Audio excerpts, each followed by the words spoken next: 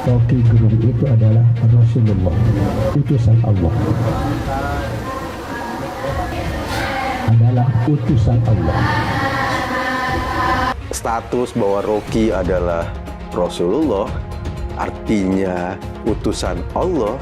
Nah, kita kaget. Saya nggak akan masuk bahwa ini menista agama atau tidak. Saya nggak tahu, terserah sajalah masyarakat yang menilai. Tetapi omongan ini jelas-jelas membuat saya amat yakin umat beragama, terutama yang beragama Muslim, akan shock. Bukan cuma Rocky sih sebetulnya yang pernah dikomunikasikan sama Abah Awas ini. Sebelumnya dia juga bikin pengajian dan komentarnya apa? Anies adalah Imam Mahdi. Lu bayangin, Rocky Rasulullah, Aniesnya Imam Mahdi. Kan kasihan orang yang nggak percaya sama Anies sebagai Imam Mahdi. Kan kasihan orang yang melihat Anies ini sebagai manusia biasa, mantan gubernur DKI yang ngebangun JIS, yang ngebangun rumah DP 0% nggak kelar, yang membangun sumur resapan. Masa sih Imam Mahdi bangun sumur resapan dan kemudian menjadi problem di Jakarta, jalan-jalan rusak? Saya nggak heran saya kalau itu bisa keluar dari mulut seorang Rocky Gerung, saya nggak heran. Saya nggak tahu agamanya apa ya, karena dia nggak percaya dengan kitab suci. Kalau orang yang nggak percaya dengan kitab suci, artinya dia nggak percaya dengan agama.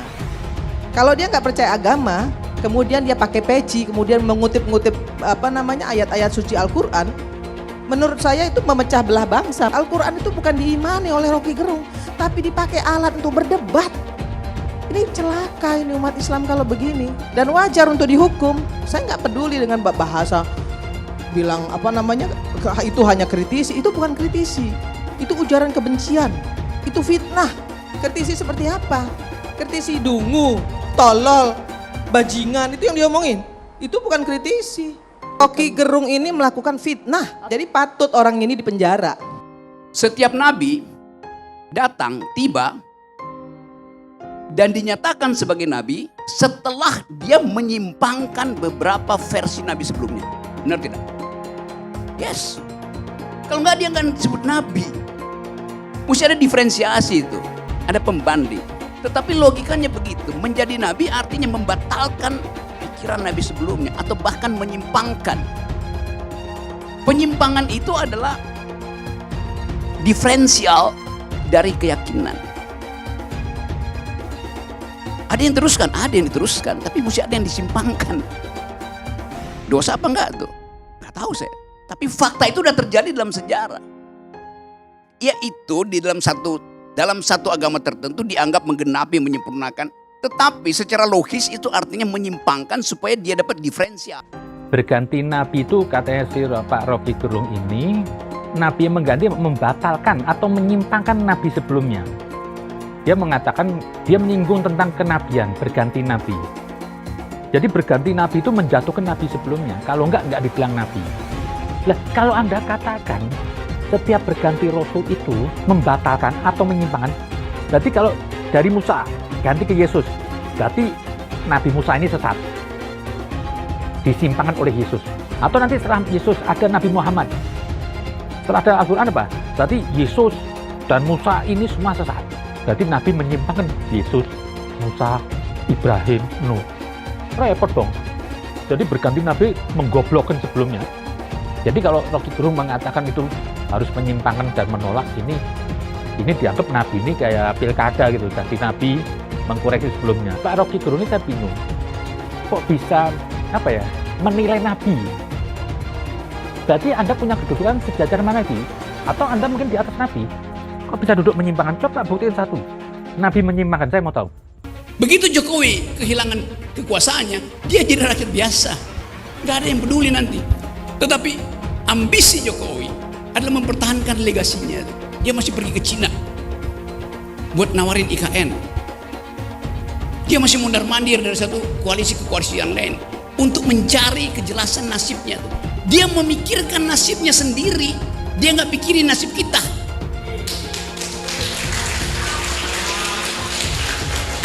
Itu bajingan yang tolol. Bajingan tolol itu sekaligus bajingan yang pengecut. Ajaib, bajingan tapi pengecut gitu. Jadi teman-teman, kita harus lantangkan ini. Kita coba ucapkan hal itu secara lantang. Tentu ada konsekuensinya. Saya bisa ditangkap tiap hari itu. Kita bikin gara-gara. Kita cari gara-gara.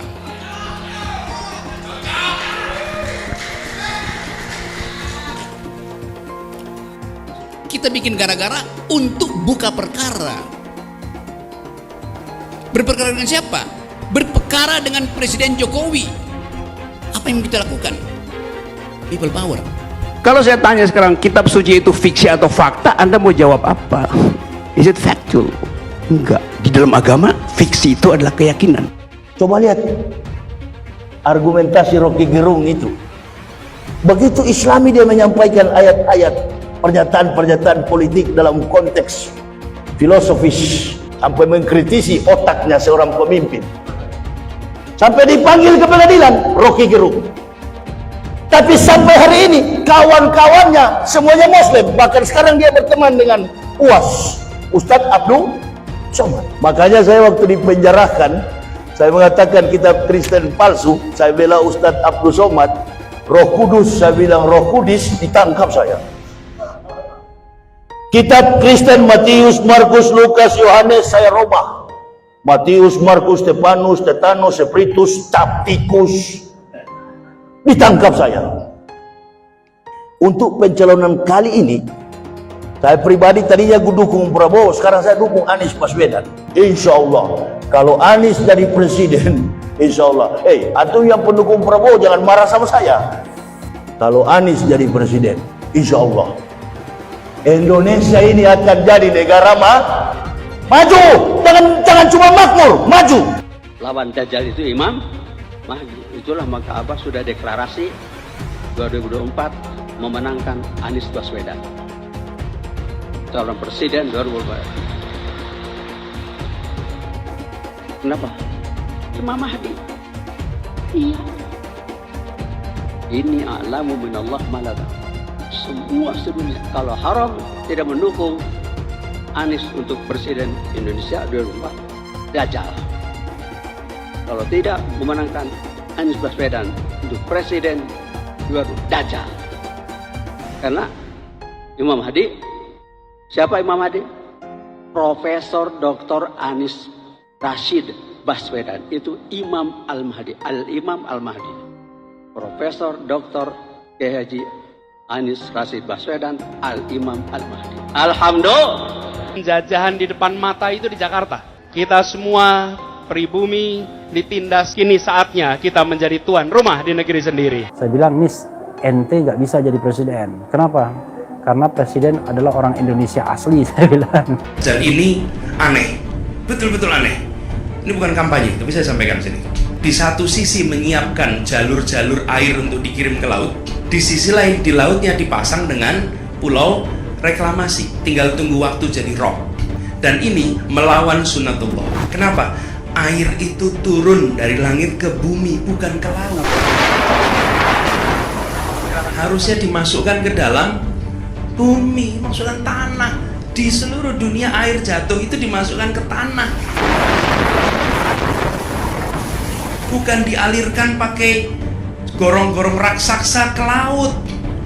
Jakarta telah mengambil keputusan yang fatal.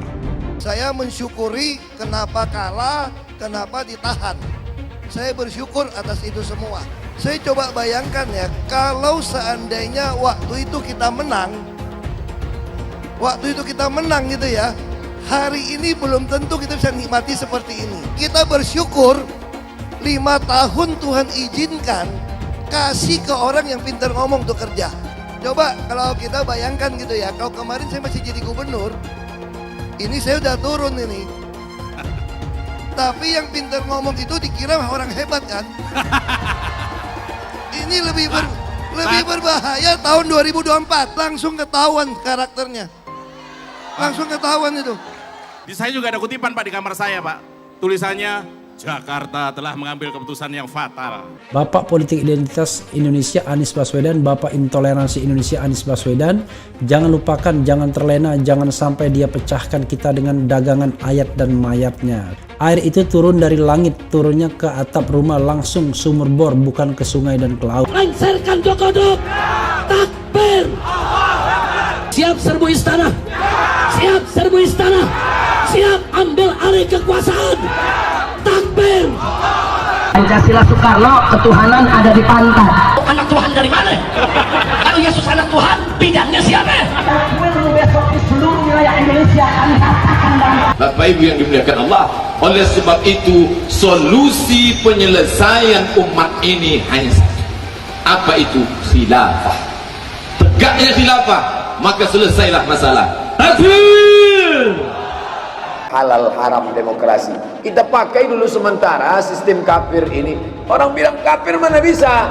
Sementara kalau semuanya sudah baik, kita pakai sistem Islam, naik khalifah. Karena di salib itu ada jin kafir. Karena di salib itu ada jin kafir. Karena di salib itu ada jin kafir. Haleluya. Kepalanya ke kiri apa ke kanan? Kepalanya ke kiri apa ke kanan? Kita percaya salib itu lambang mulia, bukan jin. Kok ketawa? Aku nggak nyindir siapa-siapa loh. Anies didukung oleh FPI, HTI, dan pengasong khilafah lainnya. Etnis Tionghoa dicap sebagai pemberontak, sedangkan etnis Arab dianggap sebagai tuan atau tuan dari pribumi.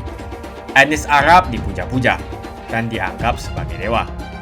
Lihat saja Rizik Syihab dan Bahar Smith dipuja-puja, padahal mereka mengujar kebencian. Pengasong khilafah seperti Rizik Syihab, Bahar Smith, dan teman-teman, mereka hanya buat gaduh di Indonesia. Relawan Anies, terutama dari FPI, HTI, PA212 seperti Bahar Smith dan Rizik Syihab selalu menghujat Cina, etnis Cina. Tapi saat ini negara Cina sudah menjadi nomor 1 di dunia. Saya bangga sebagai Cina. Sedangkan negara yang mereka sanjung-sanjung itu, Arab Yaman, masih belum maju dan masih terbelakang. Saya percaya Indonesia dengan mayoritas pribumi juga akan menjadi negara maju. Seharusnya Arab Yaman belajar dari negeri Cina, seperti kata kitab suci. Belajarlah sampai ke negeri Cina. Anies dan juga pendukung Anies seperti Rizik Syihab, Bahar Smith, dan kelompok-kelompok HTI dan FPI harus belajar ke negeri Cina supaya tidak lagi lakukan kelebihan bayar. Lihatlah rekam jejak Anies selama 5 tahun. Bayangkan Indonesia ke depan jika dipimpin oleh Anies. Dan bayangkan jika Anies menang. HTI dan FPI, ormas khilafah yang dibubarkan itu akan dikembalikan oleh Anies. Apakah kita mau Pancasila diganti jadi khilafah? Abah Aos ini ngomong bahwa Rocky Gerung adalah Rasulullah. Ini benar-benar mengagetkan, benar-benar bikin kita takjub. Katanya namanya Abah Aos. Kabarnya beliau adalah pemimpin salah satu majelis taklim atau lembaga dakwah yang terus berkomunikasi kepada jamaahnya. Rocky bro, Rocky. Yang kita tahu lah bagaimana background dan latar belakangnya. Tetapi ketika dia ngomong dengan status bahwa Rocky adalah Rasulullah, artinya utusan Allah, nah kita kaget, kita terbelalak, dan kita bingung mau komentar apa. Agama jangan melulu diseret-seret sama politik. Saya nggak akan masuk bahwa ini menista agama atau tidak. Saya nggak tahu, terserah sajalah masyarakat yang menilai. Tetapi omongan ini jelas-jelas membuat saya amat yakin umat beragama, terutama yang beragama Muslim, akan shock, akan merasa tersinggung juga. Bukan cuma Rocky sih sebetulnya yang pernah dikomunikasikan sama Abah Aos ini. Sebelumnya dia juga bikin pengajian dan komentarnya apa? Anies adalah Imam Mahdi. Lu bayangin, Rocky Rasulullah, Aniesnya Imam Mahdi. Ketika Anies distigma atau ditunjuk atau dibicarakan, distempel sebagai Imam Mahdi, ya sebagian umat Islam yang meyakini pasti juga akan tersinggung. Nggak gitu-gitu juga kali, gitu lah. Imam Mahdi itu dalam kepercayaan sebagian besar umat Islam adalah orang yang akan diturunkan Allah sebagai pembawa pesan terakhir dan tanda-tanda mau kiamat. Kabarnya begitu. Para penceramah agama kini sibuk menjadikan mimbar-mimbar agama sebagai mimbar kampanye. Masjid dan majelis taklim tidak ubah sekarang seperti pertemuan partai politik. Itu yang sebetulnya membuat kita khawatir. Ketika misalnya Anies dibungkus dengan istilah Imam Mahdi, maka orang-orang yang nggak mau memilih Anies akan dianggap sesat karena tidak mengikuti Imam Mahdinya, kan gitu. Itu yang menjadi persoalan. Kabarnya Anies juga senang-senang aja sih. Bahkan diberi rambut dari surga. Rambut apaan kita nggak tahu. Katanya Anies diberikan jimat semacam rambut dari surga. Terserah deh. Mau rambut dari manapun kita nggak tahu. Tapi persoalannya siapa yang turun dari surga bawa rambut? Emang di surga ada salon? Dan buat apa juga Anies rambut dari surga itu? Wong surveinya juga nggak naik-naik. Kan kasihan orang yang nggak percaya sama Anies sebagai Imam Mahdi. Kan kasihan orang yang melihat Anies ini sebagai manusia biasa, mantan gubernur DKI yang ngebangun JIS, yang ngebangun rumah DP 0% nggak kelar, yang membangun sumur resapan. Masa sih Imam Mahdi bangun sumur resapan dan kemudian menjadi problem di Jakarta, jalan-jalan rusak? Saya sih bersyukur, dan kita bersyukur sekarang orang-orang kayak Abah Awas ini nggak terlalu banyak ya. Baru ada fenomena satu ini yang komentarnya dalam tanda kutip agak aneh-aneh sedikit. Coba dengerin di 2019, kan juga ada fatwa Ijtima ulama yang mendukung Prabowo sebagai calon presiden pilihan ulama misalnya, dan orang-orang yang tidak mengikuti Ijtima ulama itu adalah orang-orang yang sesat, dan orang-orang yang memilih partai-partai yang di luar koalisinya Prabowo pada saat itu dianggap oleh Amin Rais adalah para pengikut partai setan. Ini kan mengerikan. Itu yang seringkali menjadi persoalan. Sebetulnya banyak sekali. Kita pernah punya pengalaman 2014, 2016, 17 ketika Pilkada Jakarta maupun 2019 ketika agama diseret-seret dalam perilaku politik. Ketika Tuhan diajak kampanye, ketika kitab suci dijadikan slogan untuk menarik massa. Hanya menjadi bungkus politik saja, hanya menjadi kemasan politik saja. Dan ini amat sangat berbahaya. Ahok pasti akan mendukung Ganjar, karena Ahok anti radikalisme. Ahok yang jelas tidak akan mendukung Anies Baswedan, karena Anies Baswedan didukung oleh kelompok khilafah, HTI dan FPI, ormas terlarang itu. Suara Ahok merepresentasi warga minoritas, dan etnis Tionghoa mendukung Ganjar Pranowo. Dukungan Ahok sangat memberikan dampak yang luar biasa. Kita lihat saja. Saat itu Ahok mendukung Jokowi, dan Jokowi berhasil menang sebagai presiden. Dan saat ini Ahok akan mendukung Ganjar Pranowo, dan saya yakin Ganjar akan menang di Pilpres 2024. Saya yakin Ahok tidak akan memilih orang-orang yang pernah bermasalah dengan dirinya di masa lalu. Apalagi bukan hanya bermasalah dengan dirinya, tapi bermasalah dengan etnis dan agamanya. Siapa lagi kalau yang dimaksud adalah kelompok-kelompok dari pendukung atau pengasong khilafah, seperti ormas yang sudah dibubarkan itu, HTI, FPI, dan PA212, di mana mereka mendukung Anies Baswedan. Salah satu tokoh yang saya hormati dan hargai adalah Ahok, khususnya dalam bidang politik. Bapak Ahok memiliki nama asli, Basuki Cahayapurnama, yang sangat luar biasa dalam mengedepankan integritas sebagai seorang politisi yang jujur, berani, transparan, dan profesional. Dia bukanlah orang seperti Anies. Dia bukan orang yang menjual kata-kata dan sembarangan berbicara soal kebangsaan yang dibalut atau dipakaikan jubah agama. Dulu Anies bisa menang karena menggunakan agama dan etnis. Bagi saya, apa yang dikerjakan Ahok selama ini, menjabat sebagai politisi dari Bangka Belitung sampai Jakarta, adalah pencapaian yang luar biasa dan integritas yang tinggi. Dia tunjukkan dengan mantap. Kita melihat pada tahun 2014 hingga tahun 2011, dia memilih Joko Widodo sebagai presiden unggulan saat itu. Dan pada akhirnya, dia menang. Pilihan Ahok bisa dikatakan mewakili pilihan para kaum yang selama ini dianggap minoritas. Pada tahun 1965, kita tahu bahwa penyikatan etnis Cina di Indonesia sangatlah kencang, apalagi ada rumor bahwa sampai sekarang membuat trauma kaum warga negara yang memiliki etnis yang dicap sebagai pemberontak, yaitu etnis Tionghoa. Etnis Tionghoa dicap sebagai pemberontak, sedangkan etnis Arab dianggap sebagai tuhan atau tuan dari pribumi. Etnis Arab dipuja-puja dan dianggap sebagai dewa. Lihat saja Rizik Syihab dan Bahar Smith dipuja-puja, padahal mereka mengujar kebencian. Pengasong khilafah seperti Rizik Syihab, Bahar Smith, dan teman-teman, mereka hanya buat gaduh di Indonesia.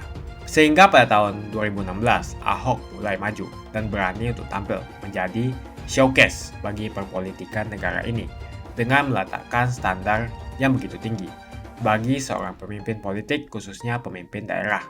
Ternyata isu-isu suku, agama, dan ras antar golongan pada tahun 2017 masih terjadi dan begitu masif yang dilakukan oleh kelompok-kelompok kadrun itu. Isu agama, ras, dan antar golongan dinikmati oleh relawan Anies. Saat itu Anies didukung oleh FPI, HTI, dan pengasong khilafah lainnya.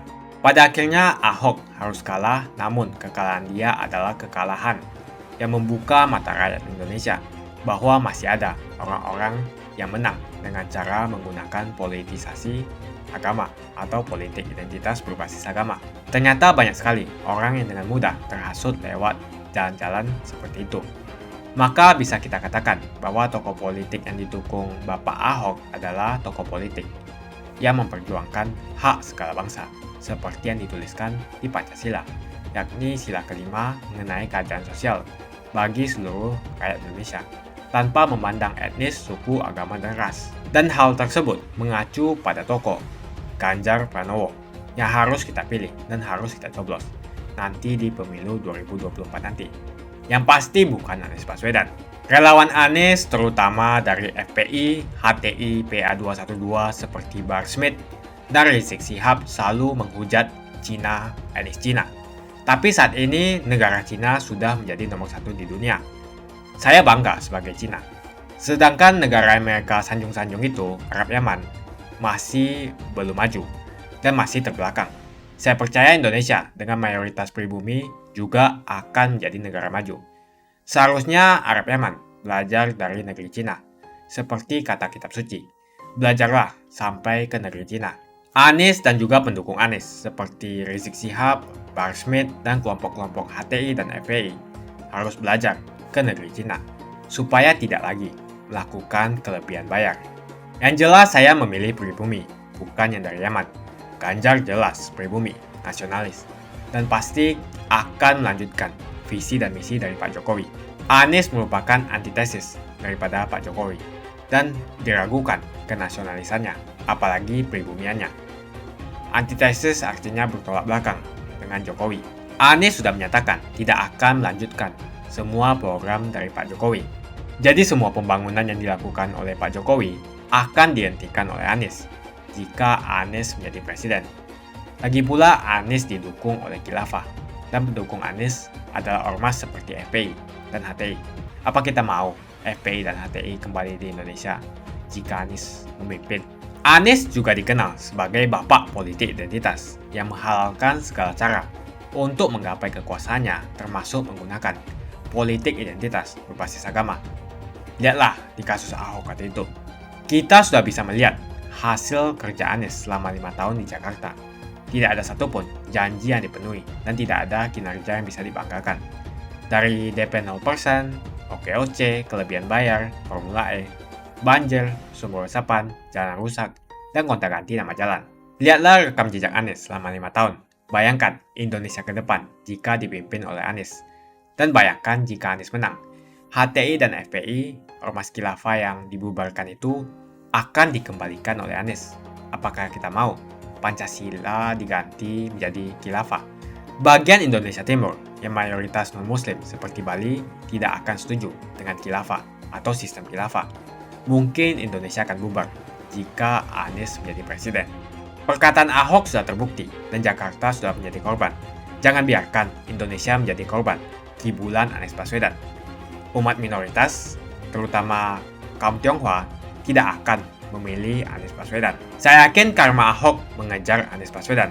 Dulu Anies memainkan politik identitas kepada Ahok. Sekarang Anies dipertanyakan kepribumiannya karena dia teriaman. Itu saja opini saya hari ini. Tuliskan opini kalian tentang Anies Baswedan. Jika kalian setuju dengan pendapat saya di video ini, pastikan kalian menekan like di video ini. Dan bagikan video ini ke teman dan family Anda supaya mereka semua mengetahui tentang informasi ini.